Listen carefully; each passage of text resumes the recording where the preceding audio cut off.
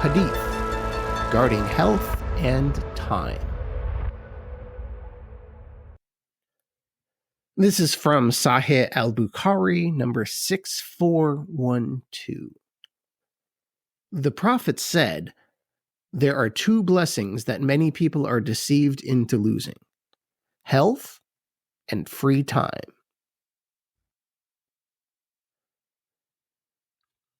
This particular hadith caught my eye, not for its lofty theological significance or its relationship to Christianity, but because here we have a religious man saying something that is not particularly religious, but still making a very good point regardless.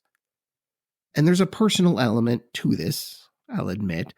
I'm not sure this is completely universal, but if I have those two things, health and free time, life becomes much less of a chore and more of an enjoyable experience. So health and free time.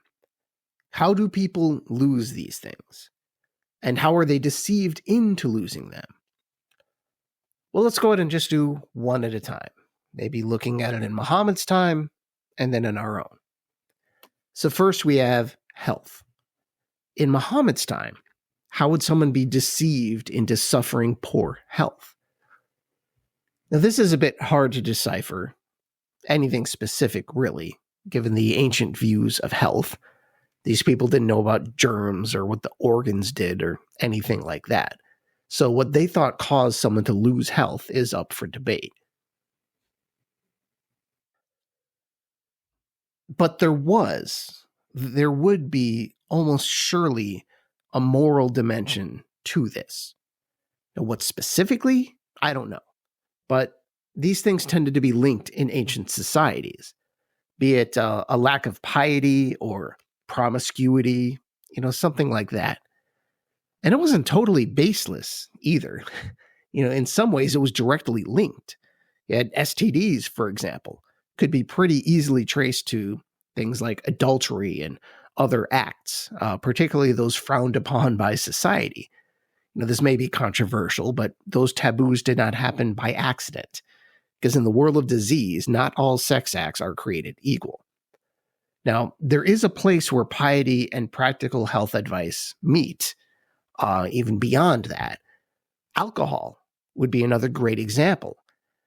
Alcohol is not healthy. It just isn't. It may be popular, it may be fun, it may taste good to some, but healthy, no.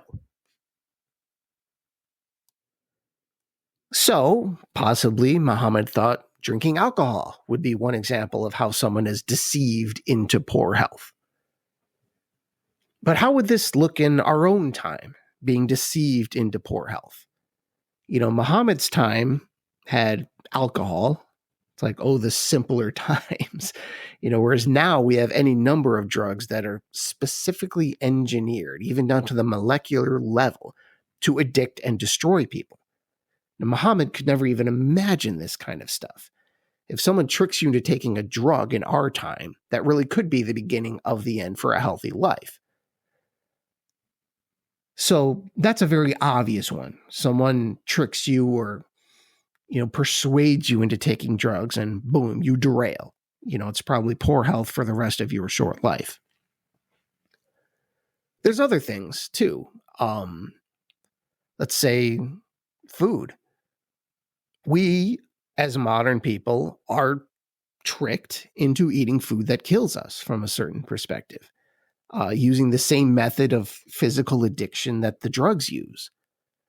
And even the price structure of food deceives us, where we are enticed to buy the lower cost of food that is bad for us. I know this very well because I do it all the time.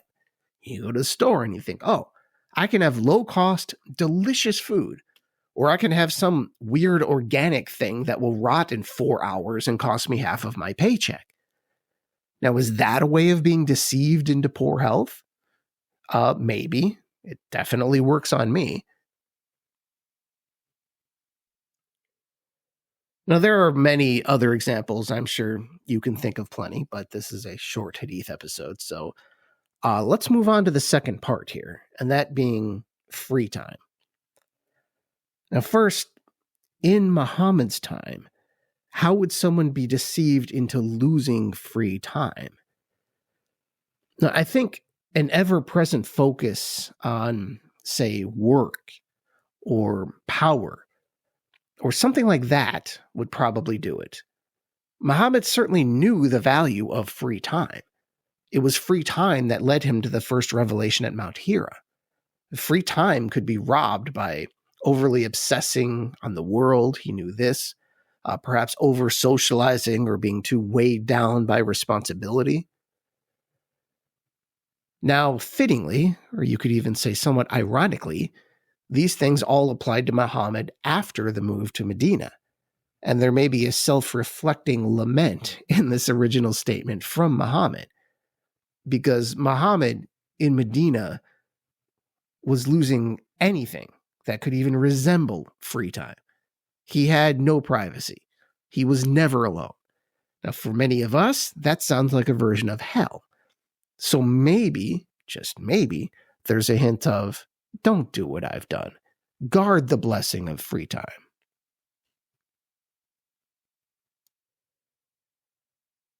And what would this look like in our time? It's actually pretty obvious.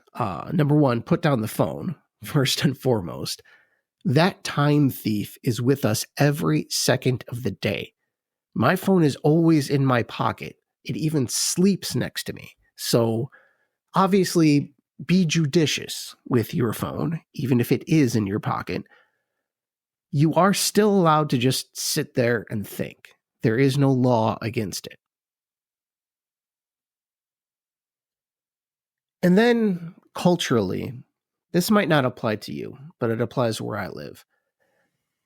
There's just the greatest free time deception of our era. Culturally, this notion that you always have to be busy. No, you don't. That's a lie. And frankly, it's dumb. You can ditch social media. Keep the phone in your pocket, but turn the ringer off, permanently, unless you need it for work. Then you don't have these dings interrupting your thought all the time. You at least hear a soft buzz. At least for me, it's a little more peaceful. Now, yes, there are some people who are busy by necessity and those who are uniquely suited to this kind of thing. Some people like it, but I don't think it's a majority. Just try to remember, busyness is not mandatory. And Muhammad isn't just lamenting the misery of being busy, at least not directly. He's talking about the deception, the process of being deceived into losing a blessing. In this case, the blessing of time. Because for most of us, busyness is self-imposed. It's a deception from either without or within. So like I said, just ditch it. This might be something Muhammad's warning, and just get rid of it. Because if you do not, you are going to lose a blessing.